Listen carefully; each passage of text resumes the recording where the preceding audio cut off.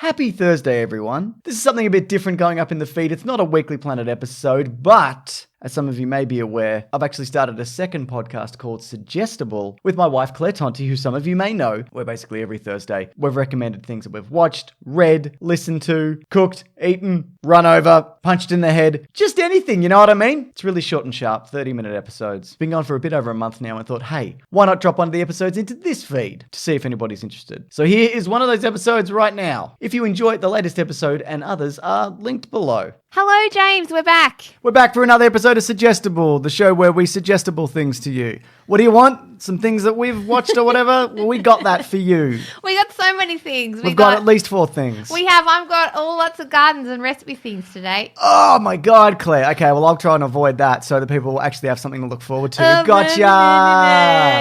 Bloody got him. Okay, you old boot. Will I use that again this week? I don't know. Apparently Were you over you it? will. There was some great fan art about that. I enjoyed it. Me too. It was great. All right, enough of this BS, you old boot. You get to go first because I've made a rule that it's a gentleman's first. And I appreciate that rule because it puts me right on the spot. Okay. Good, that where I got you, where I like you. This movie I'm talking about, it's still in cinemas. It was very aggressive. It's still in cinemas. That's me. I'm bloody aggressive. But it might be... Claire, you said I'm gentleman bloody aggressive, first. Mate. I'm getting in there. And now you need to bloody... Hurry up, James. I'm trying. You're being so slow. Well, you're not being very suggestible. We're boring if you don't mind me everybody's saying so. ear holes off. But so it's called Long Shot. It's still in cinemas, but I think it's going to streaming next week. So if you do want to see it, you could probably just wait a week and it'll probably be... It's only at select cinemas in Australia.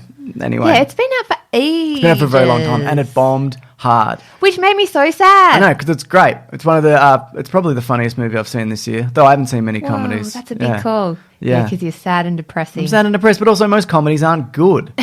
You think that. You just say that because you see a lot of comedy. I think you've overdone comedy. You know how if something's delicious, like my sister when she was a kid ate too many dim sims out of a packet and now she can't eat them? That's because dim sims are shit also. They're absolute dog food. No, if you don't eat them very often, actually now, yeah, they are. No, I've always hated them. All right. Always anyway, and forever. I think you've overdosed on comedy. No, I think just wanting to watch a good thing, that's not my fault, is it? All right, bloody get back to your suggestible, Anyway, mate. so it's Stop Seth mucking Rogen around. and Charlize Theron, and the idea is that the Charlize Theron character, whose name I can't remember, or the Seth Rogen character's name, so I'm just going to call them the names of their real names. She is running for the 2020 presidential campaign. Woo! And she brings Seth Rogen on board as a speechwriter, and they knew each other from when they were kids. They had an awkward encounter when she babysat him, which sounds kind of weird, but yeah. And he thought she was real cute. That's right, and really, she had good morals, and she's all about recycling and whatever. And Saving the world, yeah, bees, trees, and seas. Bees, trees, and seas. And she was 3 years older than him, so obviously nothing ever happened. Nothing weird or creepy. There was an embarrassing event, and then they run into each other again many, many years later. And it's a romantic comedy, I guess. But what I also liked about it, it was nice to see like a competent leader, like world leader, even if it's fictional, because we just got, there's the UK situation where it's just unfolded. With Boris. Good Our old country, Boris Johnson. obviously. Who Trump came out and said was the Trump of the UK. What a stunning compliment. They both have very crazy hair going on. Yeah, I don't know whether that's what's going on there. Anyway, it's neither here nor there. So it's just a good, it's a solidly funny movie. I like the dynamic of... They talk about it in the movie, but it's like the opposite of like a Pretty Woman situation. Yeah, because he's very Seth like Rogen, basically. And funny, but a bit of a mess. His life's a mess, and he's like a journalist that's got, really like serious left-leaning opinions about everything, and then he gets kind of fired or he quits. But they also kind of address that. Like, it's not, where he kind of realizes that he should listen to other people, who have other opinions also. Yeah, you know what I mean? more open-minded. So if you're worried that it's like, this is just going to be some bloody leftist propaganda, bloody jamming. Bloody soy boy over there. Down my throat or whatever. I mean, yeah, it is that, which I liked. But it also does address like the other side of things. And it also, like the real president in this universe, or the current president, is someone who played a president on television on kind of like a West Wing knockoff kind of situation, and is looking to get out and move into movies. So he's just this guy who shouldn't be there, and everyone's kind of covering for him.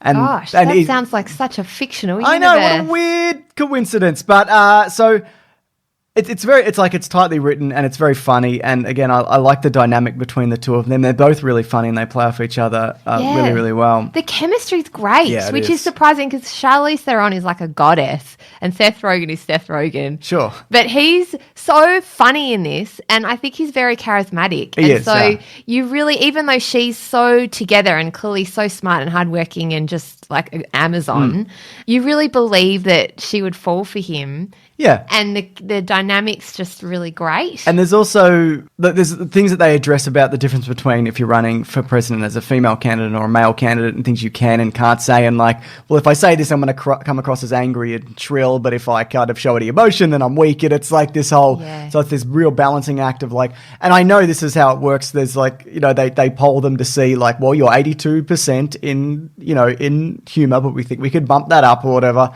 And there's like a Justin Trudeau character that, is interested in dating her, who's the president of Canada, who's also turns out to be a pretty funny, got a goofball character in it. Not intentionally. But I mean, it's written, it is intentional because it's written that way. But But it's just a really great, fun movie, but there's some also serious lines running through it. What I also thought was great is that you see, in order to be someone like a woman as the president or run as a candidate, just the sheer amount of work that goes behind the scene to make you look a certain way. Like she's doing, like she wakes up in the morning or she's rehearsing a speech and she's doing like arm curls or whatever to exactly, putting ice spoons on her underneath her eyes so she doesn't look puffy. And like have the hair and makeup and all the stuff that she has to do in order to, be presentable. It's it's just a great fun time. I'm really glad that you liked it. I saw the movies by myself. I wanted to see it much earlier and I didn't, but I'm glad I ended up catching it. So look, like I said, it's out. I think it's streaming next week. I looked it up. Long shot. Long shot. Get it up, yeah. Get it up, yeah. Shoot it right up, yeah. Shoot it in your eyeballs. Okay, what boring gardening thing you got for us? Oh gosh, I've got so many fun things. Okay, my first one is a book. It's called Growing Food the Italian Way by Fabian Capamola. I gave you that book. You did for Valentine's Day last year because you know me. Well, because you said I want this book. I don't know when I'm going to remember. Was that this year though? It was this year. Mate, this year's feeling long. It was February this year. It's February this year, yeah. Mate, that feels like a long time ago. Here's a trick for those listening who want to buy things for their partners and got no idea. Here he goes, every now and then they'll say something just in passing and you write it down in your phone. You're like, ooh. And then when it comes around, they're like, oh my God, I can't believe you remember. But here's the thing, you didn't remember. you just knew at the time to write it down and then hope they didn't buy it between then, because that's also happened to me when you're like, I want this thing, and then I get it and then you get it. And I'm like, she's ruined everything. All that time that I bought tickets for a musical for my mum for Christmas, but I'd also said that I want to go and then you bought tickets and it was a whole thing. That was this Christmas. Was that organised though? Did we organise? We all went together. Yeah, that's right. Yeah, but like you didn't I? That's right, because I ended up coordinating with.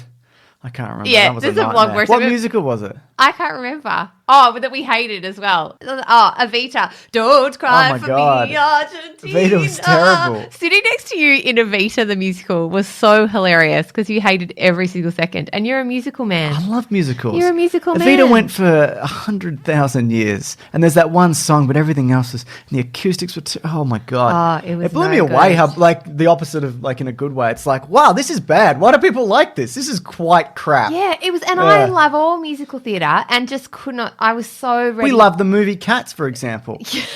For anyone that didn't see, we had a live show on Sunday. James wore cat ears when he came out, and it was a bloody goddamn brilliant. It was a bloody hoot, and I'm glad I put them on like a minute before I came out, because otherwise I wouldn't have done it. Anyway, sorry, you're reading a book about gardening. Right, exactly. And if you want to donate to our charity campaign for that and listen to that whole recording of the live show, you can. Yes. I'll put the link in the show notes for Suggestible. Anyway, back to Growing Food the Italian Way. It's a book about exactly what it sounds like. It's just really the A to Z of how to grow veggies and fruit in your garden. But it goes into really simple language. And it just explains things like what is sunlight and why you need it, and what is soil and what's the best composition, and how to make a no-dig veggie patch, which is what I'm doing. Sunlight? Well, as in, not like this.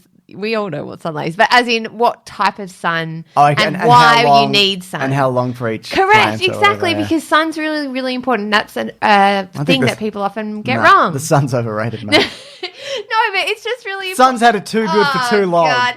Here The he sun's goes. cancelled. I can feel a red coming out about the sun. It's only because you're a pale as pale. That's true. And you get sunburn The easily. sun is my enemy. You are. You're a little Irish potato farmer who's not used to seeing any sun. I'm really not. So it talks about the best position for your veggie patch to make the most of the sun, because if you don't have sun, you can't grow good veggies. Yeah. And look, I'm not interested in this stuff at all, but I do think it's so important to like eat locally grown stuff and pesticide free, and because it's messing up waterways and people's health and digestion. And Can I get this in writing? Because every time I try to talk to you about it, you're like, no, but it's more effort. And also when you go to buy that stuff, you're like, this apple looks like absolute crap. But it ends Like up normally, organic. yeah, because the stuff that they sell, like in the It looks in the so perfect because they and throw out shiny and beautiful. yeah, but the actual organic ones taste better. yeah. Yeah. They Anyway, just have sorry. like wormholes in them. Whatever, you cut them out. Yeah. Oh, you're a real man. I'll eat a worm. I don't care. I'll eat a worm on this podcast. Protein. Yeah, You're man. all about the protein, That could be mate. our first ad. You're F45 in it. Yeah, I am. I endorse worms and eating them. You do, correct, exactly. All right, anyway, back to my thing. So Sorry. it's just really great. It's done by Fabian Capamola, who is a entrepreneur and started a company called The Little Veggie Patch Co. And he created a nursery and he did a pop-up patch in Fed Square in Melbourne. He does a podcast now and he started a new site called The Hungry Gardener, which is just really cool. He talks to people about how to grow stuff and have chickens in your back garden, which is something else we're doing. I'm so excited. So if you're a gardening nerd like me, and you've just always thought about having a veggie patch in your garden and wanting to grow more stuff yourself, because it's one of the best things you can do And for you the don't planet. need that much space, do you? No, you really don't. You really don't. I'm boring James now. Even but though you've bought it's 6 worth- veggie patches now. But we had a smaller one that you were. Correct. And we're layering up a no-jig veggie patch, and it's so much fun. I'm making James shovel shit. That's right. So good. It's good for you, mate. Go back to your Irish potato farming roots. That's true. Correct. Except for the sun thing, which I don't All know. right. Anyway, it's Can you just stand a really over me good, with a big umbrella? So Yeah, I better. For also the sun for the is little the sun gardening is lady. very aging, Claire. Everybody knows that. The sun is okay. just constantly It's too attacking late, mate. us. Your hair's already grey. The Yeah. secret's out. Everybody knows. The sun got my hair. It did. Yeah. Oh, lordy. Lucky you got your rejuvenating shampoo. Thank goodness. And I've just told everybody. Anyway, yeah, highly recommend that. And also his website is really cool too. Head on over there. Done. This is something that I recommend with a caveat. As A in caviar? a caveat. No. Is caviar fish eggs? Yes. All right, so you recommend it with fish eggs. Sure. Okay, I recommend this show with fish eggs. You look Get a so big jar tired of- today and angry. Because I just Comic-Con, man. It just it's a huge weekend. We had the live show and Comic-Con. That and was then, not my fault, by the way. I know it was my fault, and I coordinated 11 videos to put out. And look, to be fair, I didn't edit them. Like I recorded them and then sent them over, and then I've been progressively releasing them over like 3 days, and all the metadata and stuff and all that stuff that's not interesting. It's just little things that I'm so glad that those guys did. Yeah, anyway, it's neither You here nor told there. me today that your YouTube channel is like a garden. It is like a garden. You have to keep tending it. A garden that also insults you constantly. It tells you With death threats. that you're bad at things and your accent sucks. Imagine that you went out to your garden. It's like, you suck. Where are you from? Speak English. F you! Yeah. You like those other roses better than me.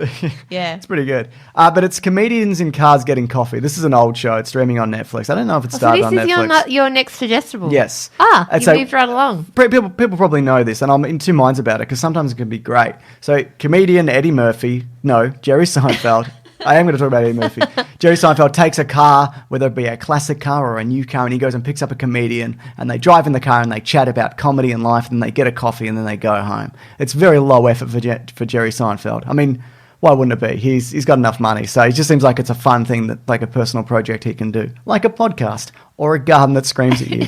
But so a lot of the times. And I'll just quickly talk about the negative stuff. All right. There's things like, it's a lot of like someone gets in the car and it'll be like, yeah, you can't bloody say anything anymore. This culture and these millennials and, like we grew up in a time when you could say and do anything and whatever, and good on you. It's like, great, okay. But things are different now, you know what I mean? And I know that cancel culture thing can obviously go too far, but it just a lot of time it just sounds like back in my day kind of shit, you know what I mean? Correct, exactly. Back in my day, you could pinch a woman on the bum at work and she'd it's not like it. It's not like that explicitly or anything like that. No, but there's- it's about jokes and what you can and can't But say. the thing is, though, and I've said this before, I think you can genuinely joke about anything. But a lot of the time, when they're like, you can't say anything, it's like, but it's boring. Like, the things that you're saying are boring and not controversial. It's just dull. You know what I mean? Correct, yeah. Like, it's I like, this know. is an old kind of hack kind of Yeah, bit. Ricky Gervais loves to talk about this a lot. Boy, he does. He's He's like- your favourite man. No, that's the thing, because I'm not going to get into Ricky Gervais, but he's like, I'm an atheist. What do you think? Everyone's a fucking atheist. No one cares. It's not a big deal. It's really not.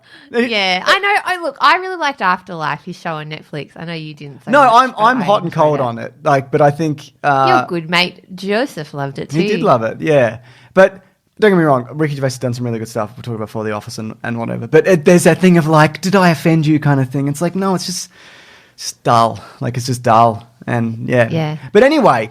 And there is a Ricky Gervais episode, and it is interesting. Cool. You know what I mean? But there is, like, he did one with this new season. There's a Seth Rogen one, which is great. There's an Eddie Murphy one, which is really interesting, because Eddie Murphy kind of disappeared from the comedy scene and hasn't done stand-up in, like, 20 or 30 years. And he talks about why. Oh, is that? Because I thought it was because he went and had kids and did those terrible kids movies. Well, like he did. Dr. He did do Dolittle. that. But he talks about the reason why was because one of the last times he was on stage, like decades ago, was he was just like, I could say anything and it would get a laugh. Like, it wouldn't matter. Like, there was one time I stood there in silence for 10 minutes and people just laughed because he just wanted to see whether he could. And he's like, there's no challenge in it. So now he's thinking about coming back to it, but he's got two particularly iconic stand-up sets from the 80s, Raw and the other one. I can't remember. What is Raw the one where he wears the purple bodysuit? There's a purple suit and there's a red suit and there and whatever. And look, some of that stuff is very dated, but it's it's classic comedy because there's stuff homophobic. And isn't it? Terribly homophobic. In particular, that's what I was referring to. But he's talking about coming back, but he's kind of like, well, I don't even know how would I even do that, because people film everything now, so you can't even, because he's Eddie Murphy, he can't even kind of practice a set and kind of get a good set of jokes. Everybody's got a camera. And because also, what do you even know what's funny or not anymore if you're Eddie Murphy? Because you get on stage and people are like, well, this is Eddie Murphy. This is going to be hilarious. This is great. But then again, maybe it's because it's not the 80s anymore, then it would be, you'd get more honest feedback because people in the audience don't necessarily know who you are.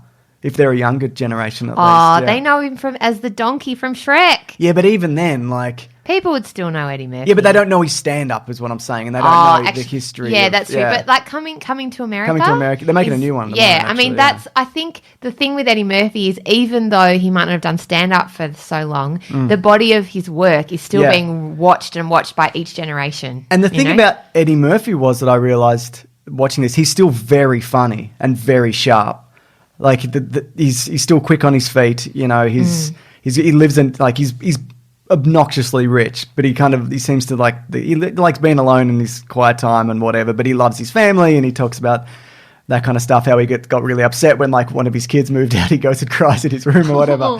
And it was just interesting because you don't really see Eddie Murphy anymore. And I know there was a period in the 90s when he was kind of depressed and he was doing Beverly Hills Cop and like he's like, I used to be like the biggest star in the world. And he was in the 80s. He was huge. Yeah. All these movies did phenomenally well.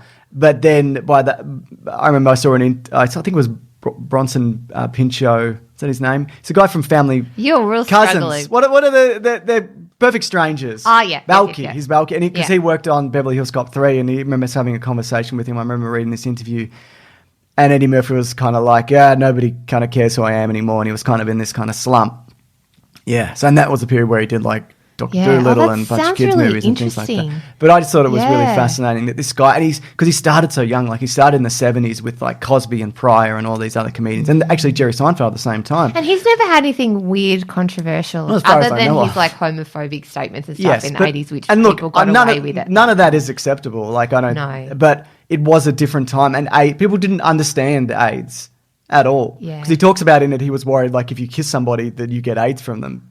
But that was also an era when there was a lot of misinformation. People didn't know. Do you know what I mean? Yeah. And it wasn't being dealt with properly and, by the government and all these other things. I'm not excusing it. I'm just saying it was you kind of need to look at it in that context, I guess. But that's actually something really interesting that Ricky Gervais does talk about, that because everything is filmed now, right? Something that you say now that's filmed or back in the 80s because it's filmed, in 30, 40 years, you can look back on it and sort of see that person is saying something really controversial or not okay. And even though that person, like the Eddie Murphy of the 80s, would never say the things that he said in Raw, for example, maybe. Or at least in public, I guess, in public. Because, there's things that you would say to friends that you would never say. Correct, yeah, exactly. Yeah. But we are now watching things assuming that, maybe we can't grow as people or that, I don't know. It's just an interesting age. It is. And there needs to be like a level of like context and forgiveness and kind of where is that person now, and do you know what I mean? And like there definitely needs to be that. But then there's some people like Bill Cosby who's just a fucking flat out monster. And a criminal. And he even talks about Bill Cosby and how Bill Cosby used to kind of belittle him because he saw it as like a rival comedian. Like other upcoming comedians who were white, he didn't care as much, but Eddie Murphy used to always be on his back and he'd call him and like chastise him for swearing and things like that. And you're making the community look bad and you're embarrassing yourself or whatever. Meanwhile, he's raping like literally hundreds of women. So it's just this fascinating. And he talks about like Richard Pryor, who was kind of like Richard Pryor had his own demons and problems, like spousal abuse and cocaine and things like that. But he was kind of the opposite of Cosby to him. Wow. Sounds so this is comedians with cars? Comedians in cars getting coffee. Just watch the Eddie Murphy one. Yeah, okay. So Jerry Seinfeld. Yeah, because I've tried to watch some episodes and not I'm very hot and cold on it. You know what I have rewatched though? Seinfeld. Yeah. I've just been rewatching Seinfeld from the beginning and I bloody love that show. And I know that's not a suggestible, like everyone loves Seinfeld, or not everyone, but most people. But it's so fun. It's just a fun, ridiculous time. And Elaine is brilliant and I love her so much and it's awesome. But yeah, okay, I will definitely have a look at that. That sounds really super fascinating. Love Eddie Murphy. Used to watch Raw all the time. Brilliant. I hated most of his 90s movies. So I hate Dr. Dolittle and that one, The Nutty Professor. Good, but that's not 90s. Yeah. That's 2000s, isn't it? I think it's 2000. Yeah, I think. Well, anyway, cool. Yeah. Okay. Daddy Day Moving right along. Oh, Lord. Awful. Okay. My Suggestible, so it's my turn again. I'm ready. This one I think you might be surprised about. I don't know. It's a podcast, obviously, This American Life, which you obviously know. It's very famous. I've never really heard it, but I obviously know it. Yeah. Correct, exactly. Well, it began in 1995 on November 17th. Oh, it was a public access. Yeah, so it's Chicago Public Media and it's a public radio show. So it's broadcast across America and it's one of the very first really famous podcast. A lot of people see it as quite an iconic show. It's hosted by Ira Glass. It's brilliant journalistic non-fiction. Did he say just make the thing? Was that him? He did. Yeah. That was him. I've got this amazing quote from him where he just said it took him the longest time to figure out that to get good at something, you just have to do it for a long, long, long, long time. And be bad. Yeah, and be bad. It's so difficult now though because everything stays up online forever. Like there's things that I've made in the past that were available. I feel like no one would ever take me seriously. Like those videos you did when we were in Africa. Yeah, things like that, yeah. I was like filming you while you were standing in a field of wheat or something. Because I was going mad overseas. Yeah, correct. Because I didn't bring any video games. Oh, God. It was so fun. It was quite funny, those videos. Anyway, they won't see the light of day. Or like my starring role in Cats the Musical when I was 8 or something. That you haven't even showed me. No, definitely not. In an orange bodysuit. That is never seen the light of day. And it's on a VCR, so it's okay. So obviously, This American Life has over 600 episodes. So I mean, if you're a podcast listener... Well, Mason and I are coming up on 300, so let's start. We didn't start in 1995. Well, there you go. Okay, well, these guys have a really high standard, though, of podcasting. Okay. So, I don't know. Oh, I see how it is. Over 80% of their interviews never make it to air, James. So... really? Yeah. So that's how exacting they are. Are they weekly? Surely not. Yeah, they are. Yeah. Really? Yeah. So, but they have a really big team around them. Yeah, right. Obviously, you'd need to, but they work so hard. Like, it's won so many awards because of the journalism and just the excellence. So, they've got a standard format for the show. It's obviously usually around a theme, from gloomy to ironic, thought-provoking, and humorous. And it starts usually with a prologue, and then it goes in acts. So, it has Act 1, Act 2, Act 3. Sometimes one episode can just be one whole act. Just depends.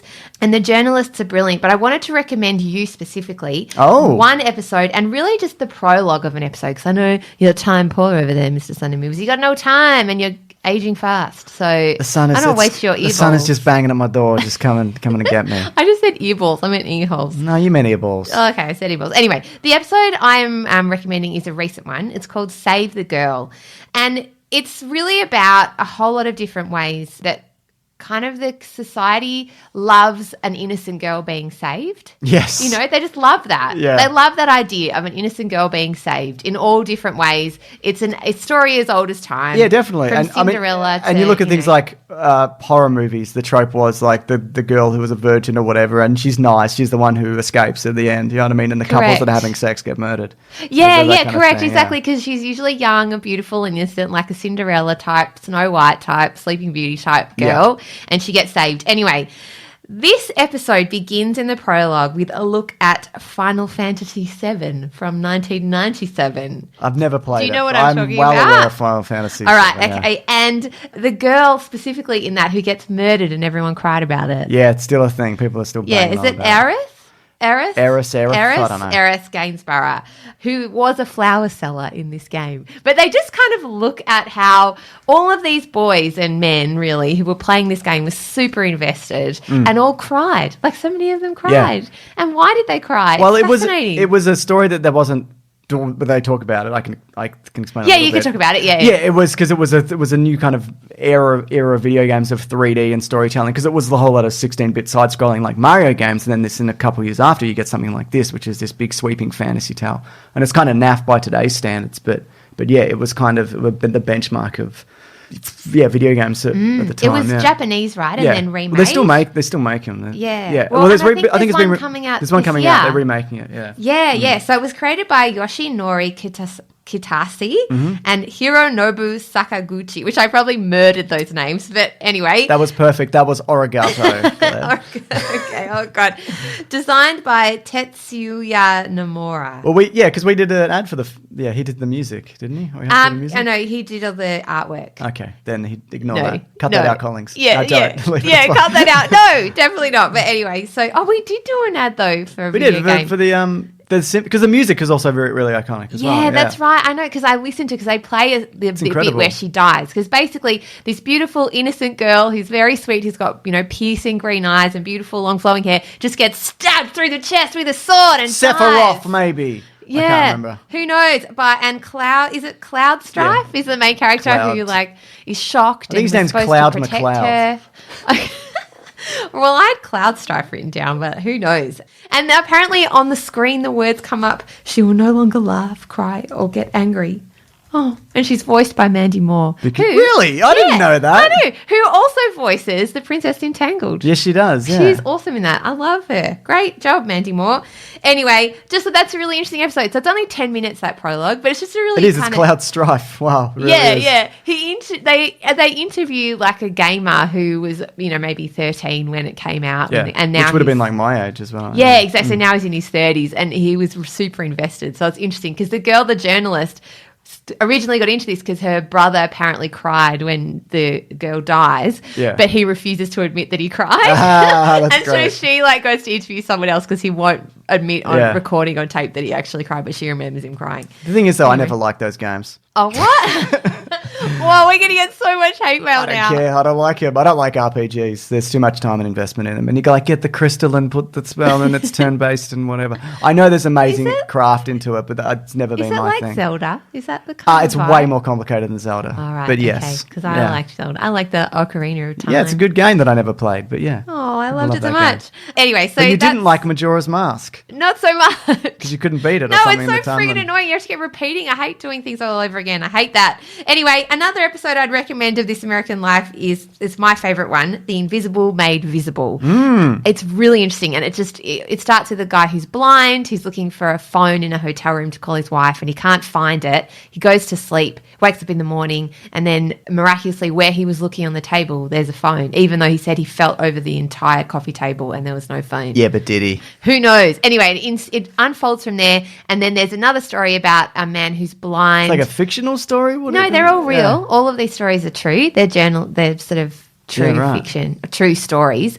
And then the first act of it is about a man who's blind, and there's a bear involved, and he's trying to teach his daughter about what it's like to be blind. Right, okay. And there's a bear in it. It's just a really great story. I won't. Do they do that kind of Foley thing where they put the sounds around you, kind of? They can, yeah, they Yeah. do a little bit, not hugely, but they're very good in This American Life at layering the sound.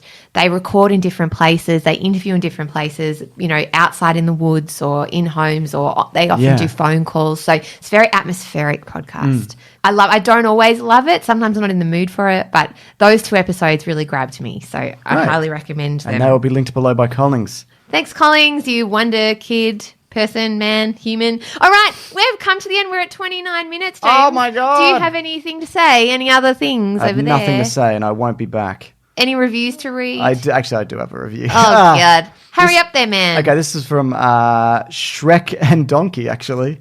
You could just review this on your app. It says, beautiful podcast. James will always have better chemistry with Mason. Sorry. But in reality, love the podcast. Yeah, that's fair enough. I have known Mason for longer than you. You have known Mason longer than me. Oh, you've got delicious chef's kiss chemistry. Chef's kiss, you say? Yes, correct, exactly. Interesting, you chose not to marry Meso, you chose to marry me. Well, we weren't allowed to at the time, were we? Yeah, it was a different time. It's a different time. Back in the 80s. I didn't meet him in the 80s. Oh, and also, any recommendations from anyone?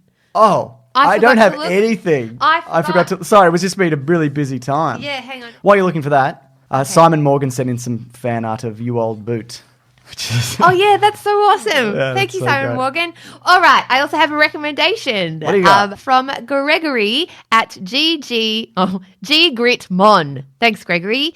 I recommend the book An Absolutely Remarkable Thing by Hank Green about the world's reaction to a strange phenomenon and one woman's struggle with overnight fame. The story grips and doesn't let go. Ooh, I want to read that. That sounds good. Grips and doesn't let go, because at one point you'd want it to let go, wouldn't you? No, James, never. I always want my books to grab on and never let go like a leech. That sounds bad. Well, eventually leeches let go, I guess. I don't know. Yeah, they fill up on that. Like a barnacle on the side of a boat. You got to chip them off, though, don't you? All right. Shout out to Daniel Ham as well, who wrote in on Twitter and said, thanks for recommending I Am Mother. So good.